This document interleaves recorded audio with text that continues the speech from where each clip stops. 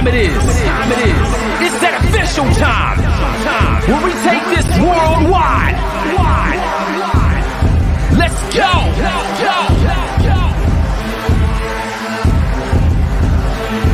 Listen.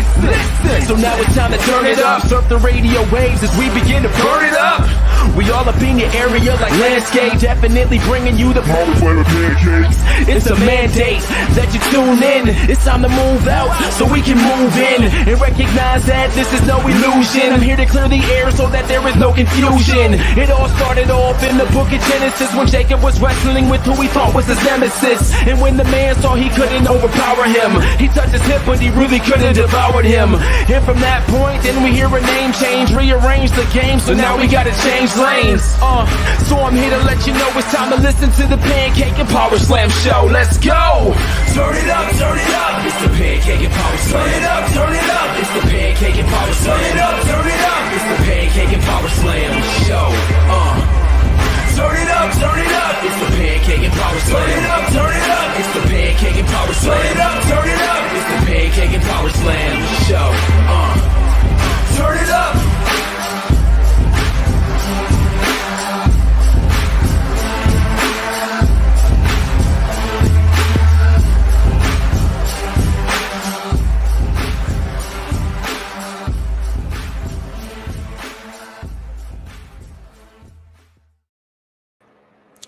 Episode 509, ladies and gentlemen. This is the Pancakes and Powerslams Show. We are live and living color, getting funky like a monkey, if you will, baby. Yeah, we're going to have some fun tonight. This is the post-Christmas episode of Pancakes and Powerslams 509, baby. Man, I do a lot of shows every week now. I do a lot of shows. I do a lot of pro wrestling shows, but this is, of course, this is my baby. It's one of my favorites because this is the most interactive show that I have.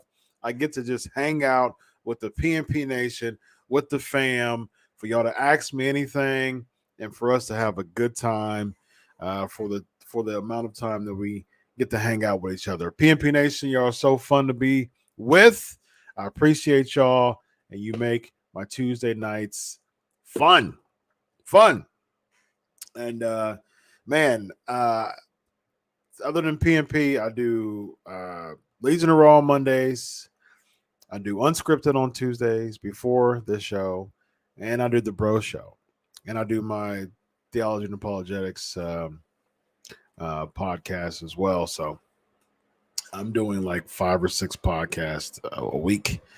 But the money's good. And it's a blessing. It's definitely a blessing to get paid to do what I love. So it's fun. If you haven't watched the Bro Show yet, man, go check us out. We've done 3 episodes. One was more of a pilot kind of intro type of deal, and we've had 2 formal shows. It's been fun. It's been lots of fun with Vince Russo and DDP. So I'm here with the PNP Nation. I just had Alberto Del Rio. I just interviewed him before the show, and yeah, lots of fun. That's fun. All right, PNP Nation, let's get right into it. Let's do this. What y'all got? Aaron's in the building, of course. Elvis. How about them Titans? RIP John Madden. Yeah. Man's a true legend. Also RIP to former Nevada U.S. Senator Harry Reid, who I also heard about that too. Passed away today. Madden was 85 years old. He died unexpectedly from the reports. Unexpectedly for an 85-year-old man. I don't. You can take that with a grain of salt. 85 is a very long life, and he lived to be very long. And he lived to be 85 years old, and one of the most notable coaches in NFL history. So notable of a coach that, and as a commentator as well, and as a commentator. That's my John Madden impersonation, ladies and gentlemen. Yeah, he had NFL games named after him, which I actually have one upstairs.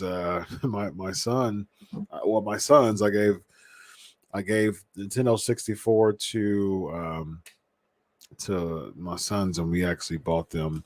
I had a bunch of 64 games, but because of moves, I only had one, which was No Mercy. I couldn't find all of my other.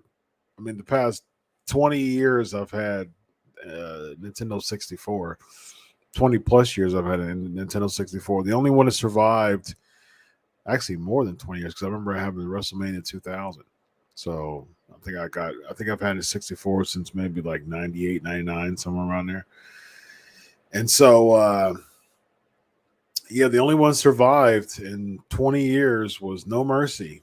And end up having my own federation and everything, making a bunch of characters. Somehow my kids end up erasing all that, but I gave it to them anyways. I don't ever play it anymore. And one of the games that we recently got them was Madden 2001, actually. So now it's a collector's item. So yeah, and they like it. They enjoy Madden 2001. So 85 years old. He lived a long life, and that's very ideal for anyone to live 85 years. That's great.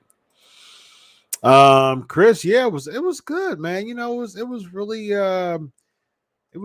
easy to talk to Del Rio. I talked to him last time, and he was conversational last time, and he was, you know, he's a really easy person to talk to. He was last time I interviewed him too, but I mean, you can tell tonight. I mean, he felt like a huge load was let off his shoulders. Like he looked like it. He like talked like it. He just felt like it. You could just tell it was just. He said the Empire State Building was left. He felt like the Empire State Building was let off his shoulders. He definitely came across that way. He definitely came across that way. Yes, the Titans beat the Niners. Tough game, 20-17. Jimmy Garoppolo had 2 picks. We end up having some good defense against the Garoppolo. Our defense has been pretty solid recently. I mean, we had 4 picks against Trevor Lawrence against Jacksonville, but hey, we needed that win to continue to stay ahead of the AFC South with the second best record in the AFC right now behind the Chiefs, who's 11-4. We're 12-5, and then the Colts, who we've beaten twice, is 9-6. So we would have to lose both games, and the Colts. See, the Colts lost against the Cardinals on Christmas, we would have clinched it. But they beat the Cardinals 22-16, I believe it was, and so now they're just 1 game behind. So, but they would have to jump a game over us because we have the head-to-head because we beat them. We beat them twice. So. We have the head-to-head against the Colts. So we're pretty good when it comes to, unless we just totally. I mean, we'll make the wild card anyways. But we're in anyway. So like, either we're going to clinch our division, get the first round bye. If we would need the Chiefs to lose, or we would make the wild card at the very least with only 2 games left. So we're in there. We're good. Hey, 10-5, man. It's pretty good year for the Titans, man. It's pretty good. Pretty good. What's up, Ricky? Did I have a good Christmas? I did. Saturday was Christmas. Kids hung out and had a great time. And yeah, they enjoyed their presents.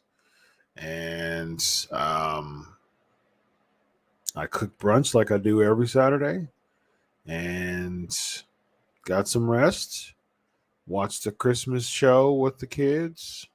And my sister-in-law came over in the morning for brunch and presents. And then she went back home and she came back over and had dinner with us. So very private Just me, my wife, our 3 kids, and my sister-in-law. It was great.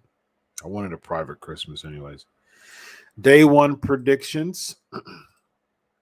Let's go. Let's find out. Day 1 predictions. Predictions, yes. And then after, so I see some people already asking 2022 plans, and this is the last show of 2021, huh? Yeah, very nice. We'll talk about that. Day 1 predictions. I'll talk about this. I'll talk about that too. So let's get into that, and then we'll talk about the big show, the big show. Day 1 predictions, and then we'll talk about the big headline of tonight, which is the best, the most successful. I put WWE faction ever, but it's actually pro wrestling faction ever. I want to talk about who's the most successful pro wrestling faction ever. All right, RK Bro versus the Street Profits. I think RK Bro's going to win. I don't see why you would build. I like the Street Profits, though, man. I like the Street Profits. I don't see why you do a whole tournament to have the Street Profits lose, although I think they're going to do it. I think they're going to lose. I think they should beat RK Bro, though. Good way to put good way to put the Street Profits over.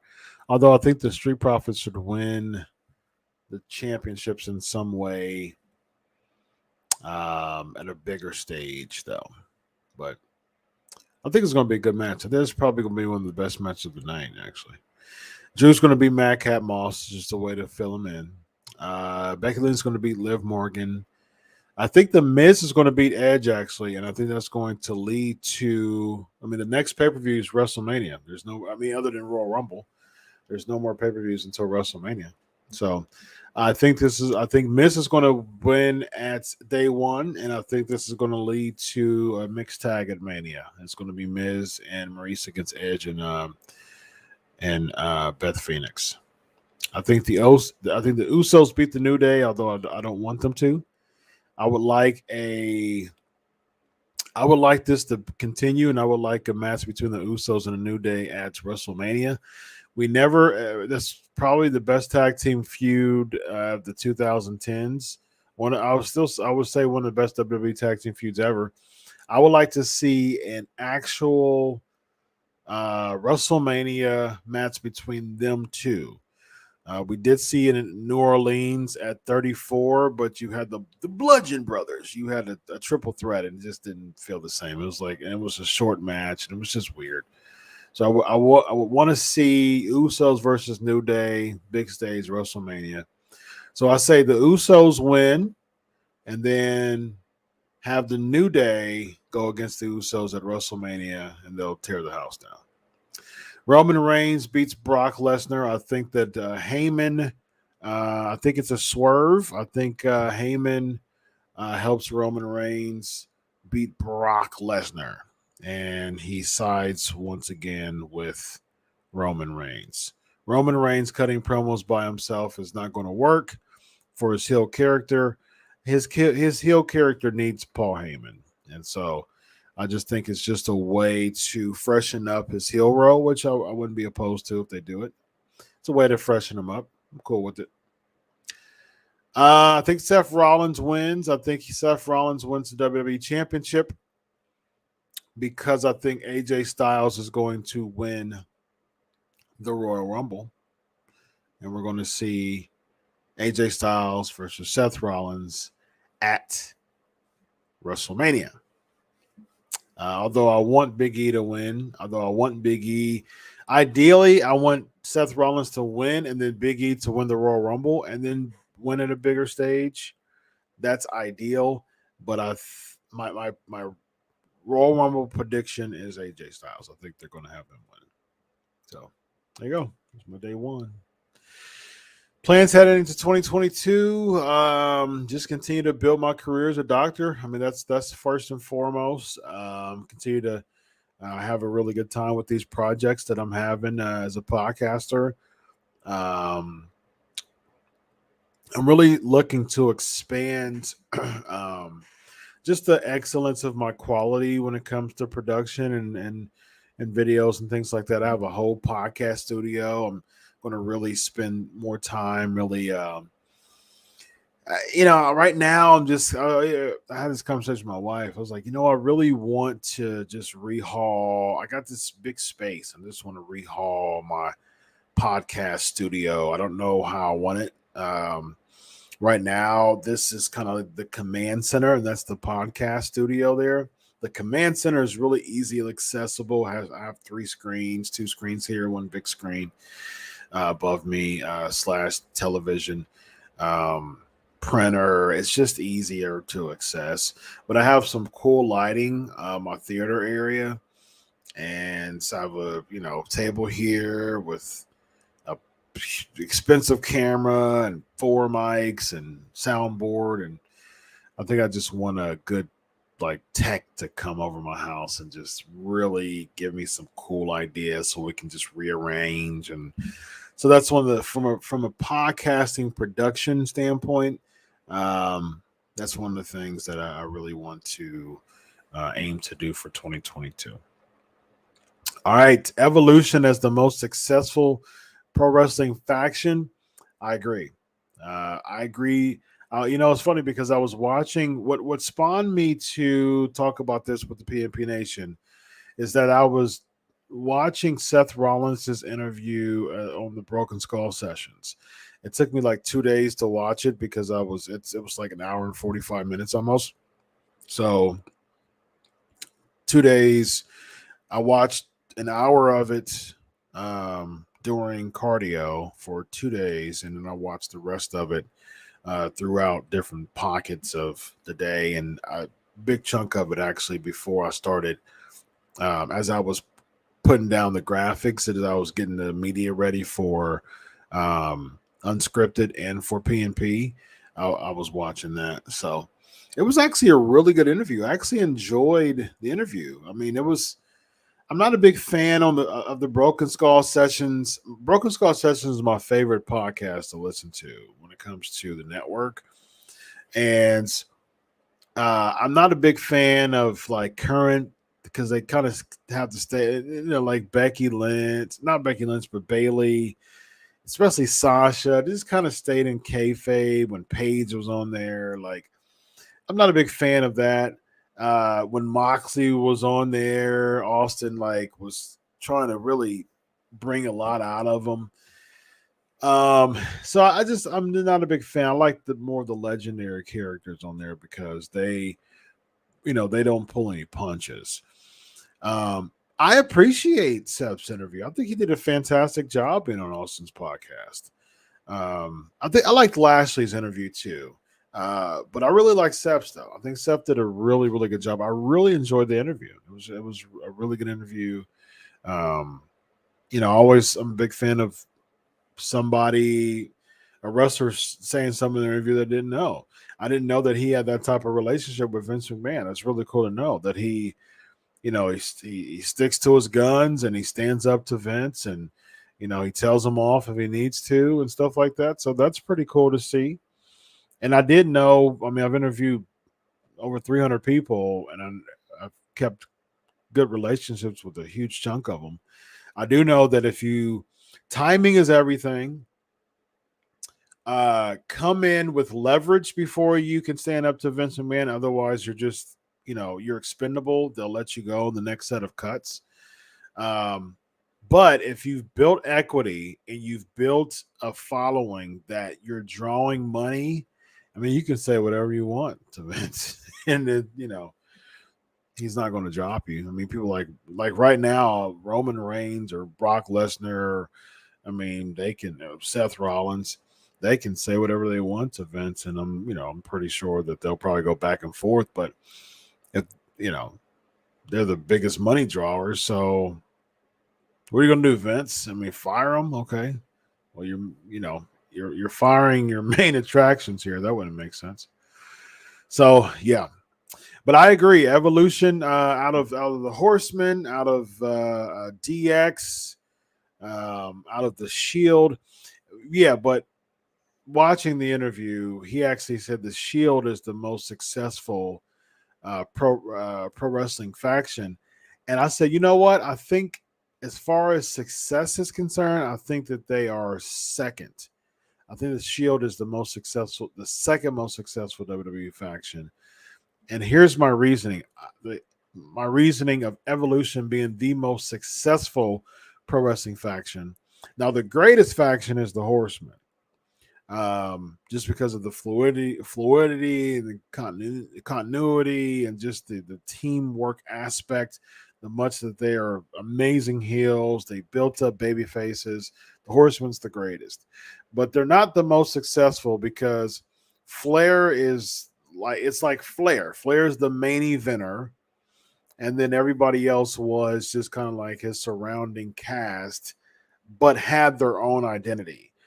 Arn and Tully, amazing tag team, one of the greatest tag teams of all time, but neither of them were world champions.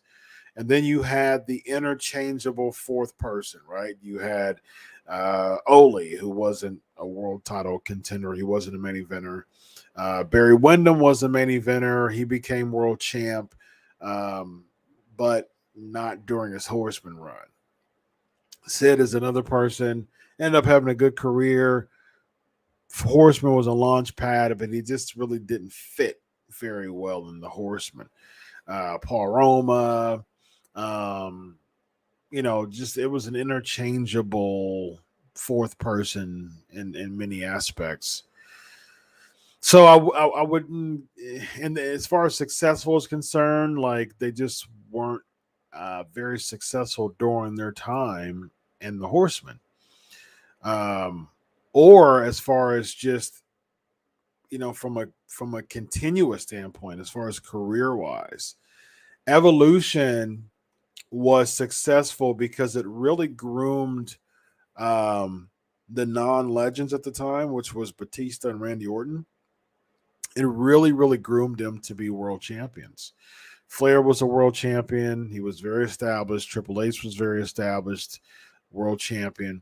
Batista ended up being world champion, and he was supposed to be in the Hall of Fame, but they made some changes. I think he had some scheduling conflicts, and they're going to put him in it. I think they're going to put him in again. I mean, they're supposed to announce that he's going to go in unless they change their mind, but he's supposed to go in. So you basically have a Hall of Famer, soon to be Hall of Famer in Batista. Randy Orton ended up being one of the greatest in-ring workers in the history of WWE. And so Evolution is it. Evolution is the most successful faction in pro wrestling history, I believe. Shield's there. The Shield's second because it was three,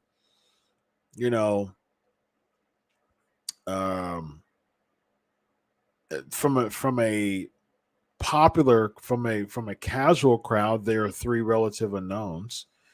From the casual fans didn't know who none of them were. I mean, especially Roman Reigns. He was the most unknown of the bunch. I would say, of course, people knew, Seth Rollins when he was Tyler Black. As far as the hardcore fans who watch wrestling, particularly Ring of Honor, and then they knew Moxley with the Mick Foley thing, and then his time in CZW, and so they knew Moxley and Black. They didn't know Reigns because Reigns is a WWE guy. He was born and bred in FCW as Luiki.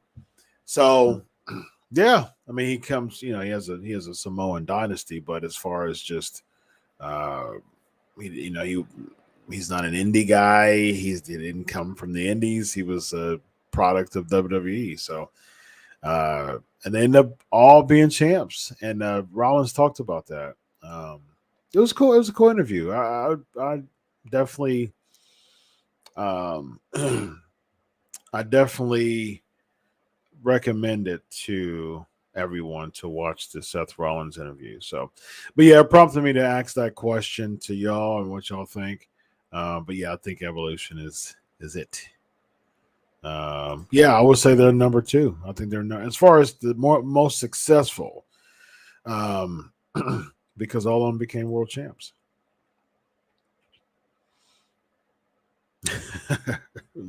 Enjoy the Ravens lose as much as I am. I'm sure he's not. Evolution Nation, Undisputed Era, but best factions. Right. What's up, Ray? Ray, are you a first timer? We give first timers a warm welcome. Top faction, most successful. There's a difference between like best, most successful. Who are the most successful factions in pro wrestling history? As far as like every member becomes like a world champ or super successful Hall of Famer type deal. Happy New Year, Dion. Very nice. There's actually 2 more days before New Year. And yeah, today is in the Eastern time is past midnight, so it is the 29th. Lonzo's in the building. What's up? Yes, you wish there was Vince so you can get mumbling Vince. So you got mumbling Vince in the very beginning. So I did do Mumbles McMahon in the very beginning. Styles in it, right on NXT next week. You know, it just seems like their numbers. They're about 50,000 less viewers than the beginning of the year for NXT. They're not even reaching 6 anymore as of late, and they would do 6s and 7s and even 8s in the beginning of the year when they were going head to head with AEW. They would even get up to 8. Now they're at 5s. So there's been a decline in viewership when it comes to AEW. So they've got to make some moves, man. Like I mean, not AEW when it comes to AEW, but NXT 2.0. I'm just not feeling 2.0. I follow them on Instagram. Well, I follow their Instagram page. I don't follow them on Instagram, but I go to the Instagram page to see, just to stay abreast of what's going on. And man, I'm just not really feeling it. It's okay. I mean, there's some talent that I like, but I'm just, they're not bringing me in. And I've told some close friends, like I've tried to watch episodes of 2.0. I really have. But usually I'll just catch it on YouTube, and like I caught the and I have Peacock, like, and I didn't even watch War Games. I always watch pay-per-views, always watch NXT pay-per-views. I pay a subscription to Peacock to watch WWE, and I just didn't watch War Games. I just didn't get. I did see the end when Von Wagner tried to turn on Kyle O'Reilly, and eventually found out that Wagner beat O'Reilly, and then that was his send off. Yeah, but I heard Carmelo Hayes turned heel, so he's he has a accomplished now as North American champion. He won the tournament, and then he won the North American Championship from Swerve Scott. And I got into it before the whole 2.0 thing, and I watched like the first few of 2.0, maybe 1 or 2 episodes fully of 2.0, maybe 3. And then I was just like, man, I'm really trying here, but yeah, just not feeling it. So it seems like they're bringing in some people from the main roster to try to spike those numbers up. RP Bob Jones, praying for the Jones family for sure. thank you for sharing that information, Elvis. Definitely in our prayers. Definitely in my prayers. Just did day one predictions, Alonzo. Where can you watch the Bro Show at? Sports Kita Instagram. Subscribe to Sports Kita's Instagram. Yeah, so basically Belair, Becky Lynch, Seth Rollins, who allegedly has COVID, but Biggie and Roman, from what I heard, Biggie and Roman were pulled to protect them for day one. So they're both the champions. And then Becky Lynch was pulled as well. Bianca Belair was pulled. I don't know. It's because she has COVID, because she's not even a big match. So if she was being pulled, she might she might have COVID. Which would be odd because the Street Profits were on Raw though. So she might not, because she would be at home with Montez, who was on Raw Monday night. So if she had COVID, that means the Montez would have to stay home, because she would be exposed. I mean, he would be in contact with someone who has COVID. So I don't know. I don't know why they're pulling her to protect her, unless she's going to start a feud with Becky Lynch. I'm not quite sure why they pulled her, but I did hear Biggie and Roman because of protecting them for day one. Well, the CDC though, they released something yesterday, I believe, that actually they cut the quarantine in half for people who test positive for COVID, which is good news. Actually, it's instead of 10-day quarantine, they cut it in half to 5 days. So that's actually good, for something like a WWE. If someone gets COVID like on a Tuesday after Raw, they're pretty much good to come back. They said as long as they don't have any symptoms. But I think you have to wear a mask for another 5 days after you have it, though, everywhere. So I don't know how you would get around that. If you have COVID and you're in the match, I don't know how you would get around that, but I imagine you would. If you don't have any symptoms, you're good to go. So, in the midst of all this COVID mess, the numbers are just through the roof again. This Omicron crap, variants causing the numbers to just go berserk. The light at the end of the tunnel is there's been multiple studies that show that the Omicron variant, although it's more highly contagious, it is milder. It has been proven to be milder, which is good, which is a good sign. And I've also heard that with these variants becoming milder, it can increase the chance of increase the likelihood of having human immunity, so natural immunity. So as the variants become milder, it starts to transition out, and your body can deal with it. And I mean, there's viruses everywhere, every day. Just, I mean, like everywhere, your body has a natural immunity to absorb it, to push it aside, to be able to handle it. So, James, your Vince McMahon impression has me die laughing every week. I love it now. As far as the best faction, I gotta go NWO and the Radicals, if you can count them as one.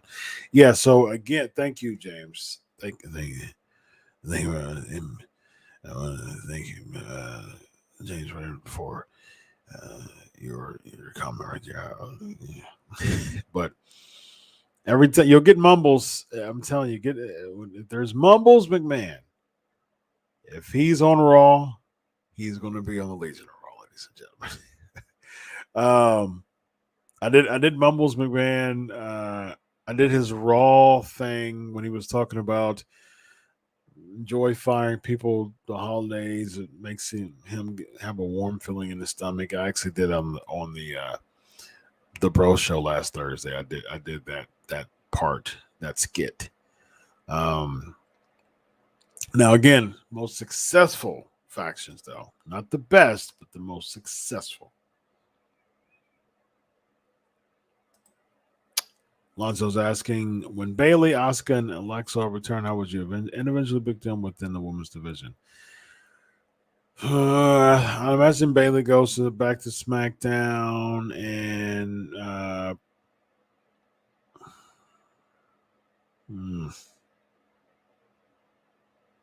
I can see a Bailey Tony Storm angle, which I wouldn't be opposed to. And I would have Tony Storm beat Bailey. I would put Tony Storm over.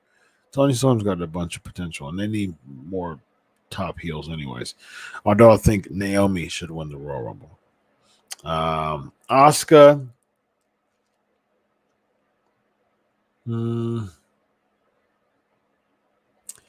They've ruined her so much. I mean, she was money, man. Asuka's still one of my favorites. She's money. Like, she has such a mystique to her. That's really cool to see. And they jacked her up, man.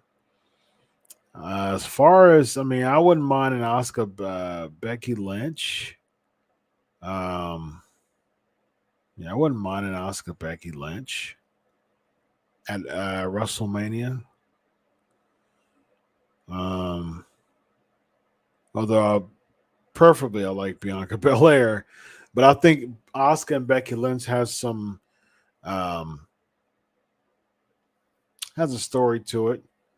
Becky Lynch probably can brag that the only way that she got the Raw Women's Champion beforehand is because she handed it to her. There's what she did, when she was pregnant. So, there's story to that. Plus, Becky's a heel now, so she can really work on Asuka being that babyface. As far as Alexa Bliss, I mean, she was a babyface.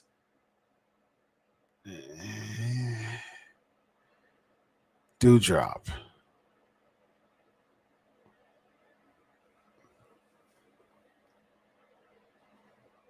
She wins the 24/7 championship from Dana Brooke. There you go. I don't know. It's just not really good places to put them. Oh no, Josh is in the hospital, double pneumonia and a leg problem. No, he can beat this, but he needs prayers. Yes, praying for Josh right now. Prayers go out to Josh for sure. Yes, I'm going for the Raiders against the Colts. Absolutely. Yes, indeed. I want the Colts to lose so we can clinch. Yeah, how about those Bengals this year, man? How about those Bengals? How about that? I can dig it. Red on MSK against Imperium, but with Walter. Well, that should be pretty cool. Very nice. I can dig it. I'm in. I don't think so. Right now, as far as the advertising is concerned, it's day one and then Royal Rumble and then Mania. Like old school, man. I mean, no need to. I mean, I think Payback would have been cool. I'm cool with like old school pay-per-views. Like, No Way Out was usually during like February time, and then Backlash was in late April, early May. So why can't you just bring back like non-stip, non-gimmick pay-per-views? Like bring back Armageddon and Backlash and No Way Out and Fully Loaded. Like bring them back. Bring them back. Again, Tim, I don't know. Let's see. I'll look. I'll find out, man. I mean, I'll look. I'll see. I don't even know. Okay, so Riddle and MSK against Imperium. I think I think Imperium will win. Also, I did hear that they're unifying the Cruiserweight Championship with the North American Championship. That's very, very weird. Why would you unify those two titles? Especially with especially when the North American champion doesn't have to be a cruiserweight champion. Very, very weird. I think Carmelo Hayes will win though. I would just keep the cruiserweight title. Why are you unifying this? Again, one of the reasons why I just don't care about NXT, because it just doesn't make any sense to me to unify those titles. Makes no sense. Makes no sense.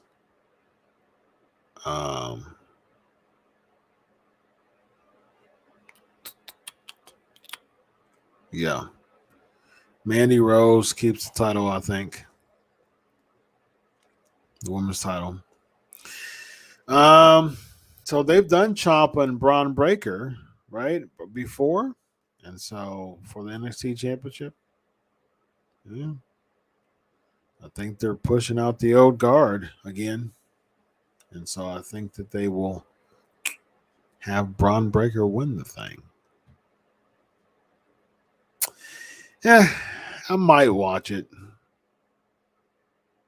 It's next week, right? Next Tuesday. Oh, I don't know. So the Cruiserweight Championship is done after. Why would you? So it only lasted 5 years, or a little over 5 years. And now you're going to dissolve it into the North American Championship.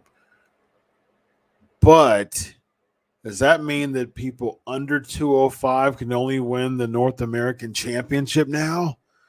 No, it doesn't mean that. Most likely, so it doesn't make sense of why they would do that. Just don't make sense. Don't get it.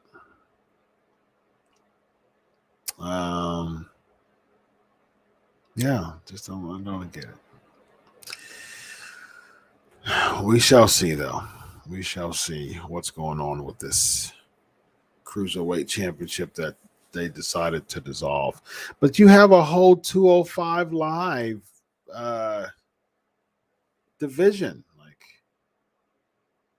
that doesn't make sense. You have a whole 205 Live thing still. But why are you doing 205 Live if you don't have a championship for 205 Live? What are you doing here?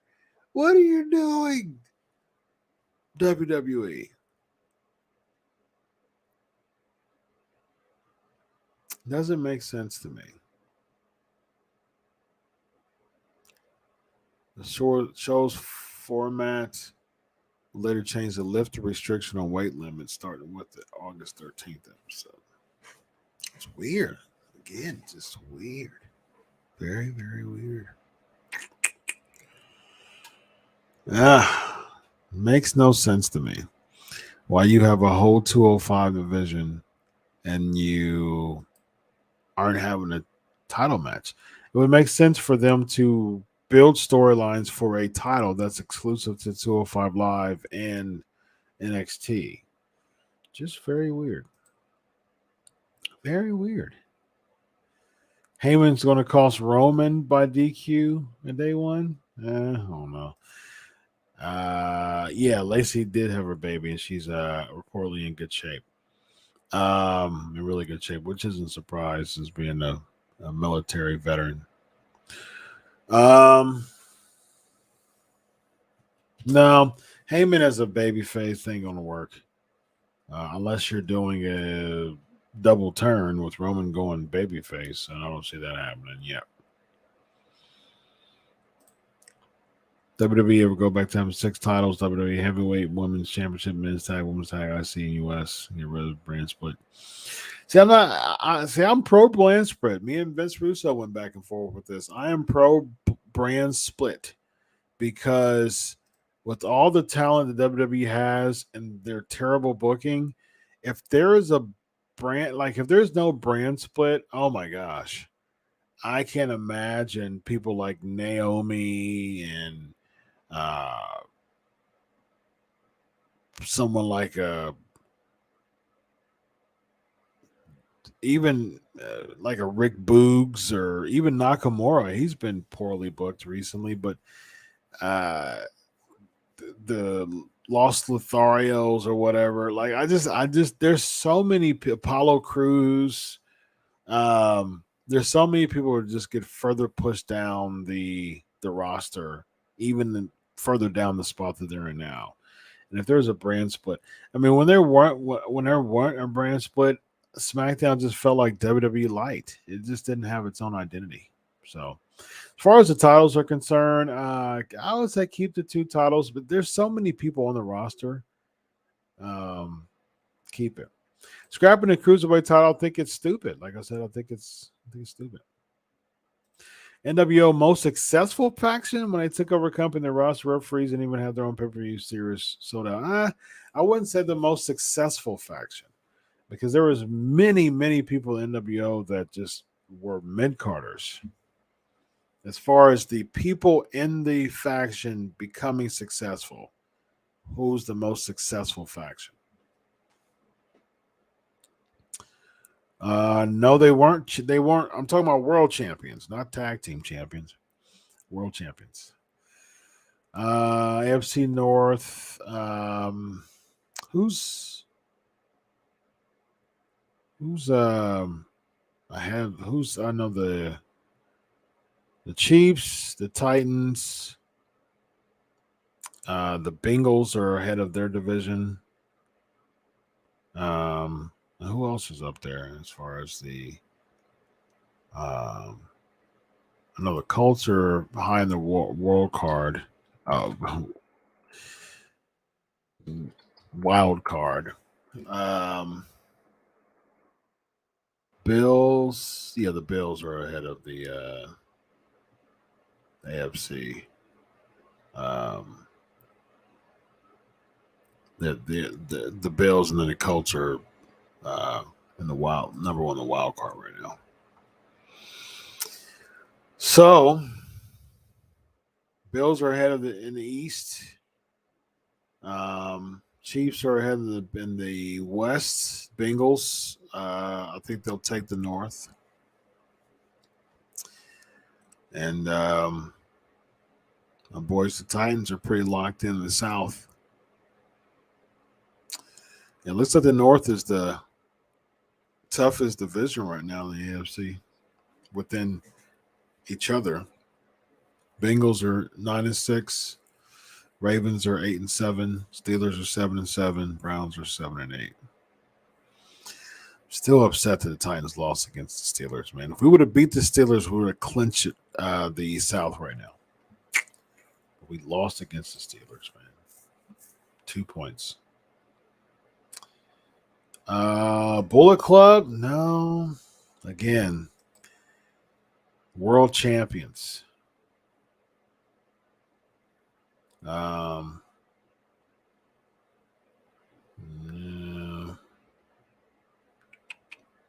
League of Nations. You know what? They had potential. I think a League of Nations stable had potential. They just really didn't know what to do with them. Ended up getting stunned by Austin. Yes, there you go, Aaron. Case closed. Retribution is it. Absolutely. T-Bar, Mace, MIA. T-Bar actually went against Veer on the main event. He went against Veer.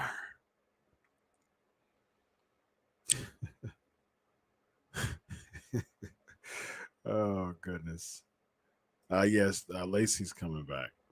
She's ready to rock and roll. Their titles, and they changed the culture of the women's division. How did they do that? But again, the most successful faction, as far as the people in the faction successful, there's only like one solid world champion, and of course, like Luger and Sid and Wyndham were champions, but that wasn't because they were in the Horsemen, though. Lacey, see another one who, when she returns, I think she should be a babyface, but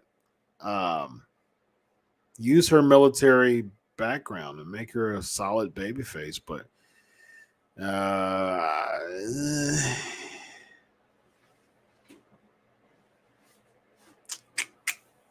I think she, yeah. I can see Lacey and Bianca Belair. That would be a pretty cool, good match. But you got to protect Bianca though. Don't make her like be a victim of the return pop. Whoever, if Lacey comes back, don't let it be against Belair, because that's what happened to Becky. That's what happened with Becky. She became a victim of the return pop for Becky Lynch. Because of Nick Khan. That's why. I think he would get a kick out of it. Yes. I did not see the Rollins attacker made it to MSG. How long did he get kicked out? Soon after? I thought he was banned for good. I agree. I agree very much. Bring back Saturday Night's Main Event and make it seasonal. It used to be like once every few months, man. I used to love Saturday Night's Main Event. I would do like twice a year. I mean, make it a thing. Make it a thing for NXT. If you want to do NXT, cool. But if you want to make it a main roster thing, sure, do Saturday Night's Main Event. I'm all for that idea. Scrap into a 5 Live. Okay, that's probably why they're doing away with the cruiserweights then, because they dropped a bunch of them, and then they're scrapping 205 Live. That pretty much says it all. One, Roderick Strong said he'll face anybody, doesn't care if there's not a cruiserweight. And 2, it just sounds like they're getting rid of the cruiserweight title for some reason. Yeah, it seems like because they're just dropping the cruiserweight division. Which, I mean, cruiserweight division's been suspect. At least 205 Live, but not on the NXT. Not on NXT. I mean, I'm a huge fan of Kushida. He's one of my favorite. He's one of my favorites of New Japan when he was there. Big fan of Kushida. Santos Escobar. They had some decent people have that title, throughout its time there. Actually, I think when it became the NXT championship, I think it actually became better, but they don't have enough cruiserweights, and they don't want to book cruiserweights to feel significant. Someone like an Akira Tozawa who's running around, someone like a Drew Gulak who's running around 24/7. Both of them could be utilized much more in the cruiserweight division. You can put some time in it if you want to, but terrible. New Year's Smash tomorrow. We'll see. It should be cool. Should be cool for AEW. AEW, I've got some critiques with AEW, but AEW is still enjoyable to watch. Definitely still enjoyable to watch.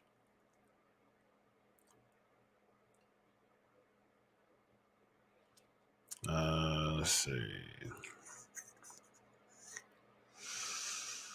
Okay, bring back 3 former pay-per-views. Which ones you bring back, and why are they Judgment Day, No Mercy, and Armageddon? Because the end is here. The end is here. I think this is my last question. Who would you like to see put in the WWE Hall of Fame next year? Definitely Taker, but I'm hearing you. Umaga. I am totally cool with Umaga being in the Hall of Fame. I think they should put William Regal in the Hall of Fame.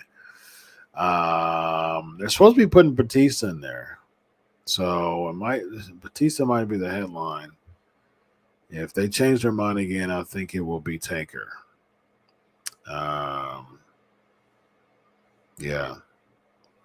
I've said this before. I think they usually do a posthumous induction to, and I think you probably give that to. I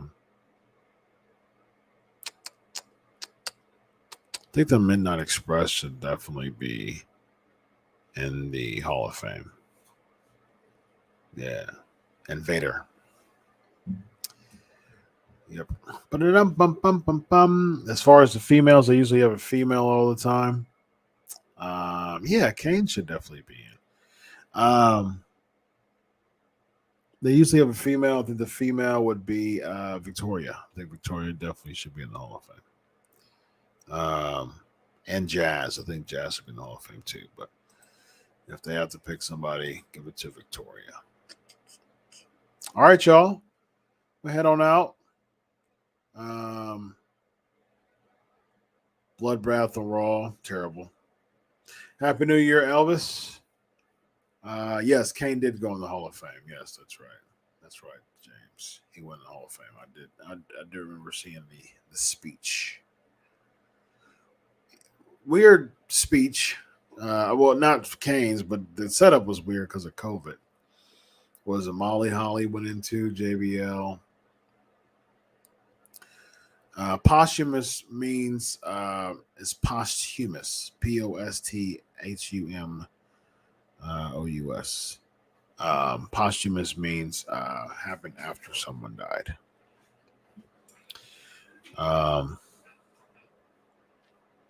Happy New Year, Chris. Cool, y'all. Well, tap out. Happy New Year, everybody who's on here. Oh, I agree. Owen Hart should definitely be in, James, for sure, 100%. Well, look, man, fun as always. Aaron, Happy New Year. Happy New Year, Ricky. Good, fun with the PNP Nation every single time. This is 2021, the books, the last episode of last PNP episode of 2021. This has been a fantastic year of PNP. Fun. We reached our 500th episode on here this year in 2021 with Kurt Angle live on the show. Super fun for PNP. Great shout outs for the 9th year anniversary. And come April, it was going to be 10 years of PNP. So we've got a little over 3 months before 10 years of PNP. So 2022 is going to be really fun. So, ladies and gentlemen, Happy New Year. Put 2021 aside, learn from it, laugh from it, listen to it, and then you'll grow. Until next week, enjoy your week of wrestling. God bless, and always remember, I'll do it for you. Happy New Year, everybody. Peace.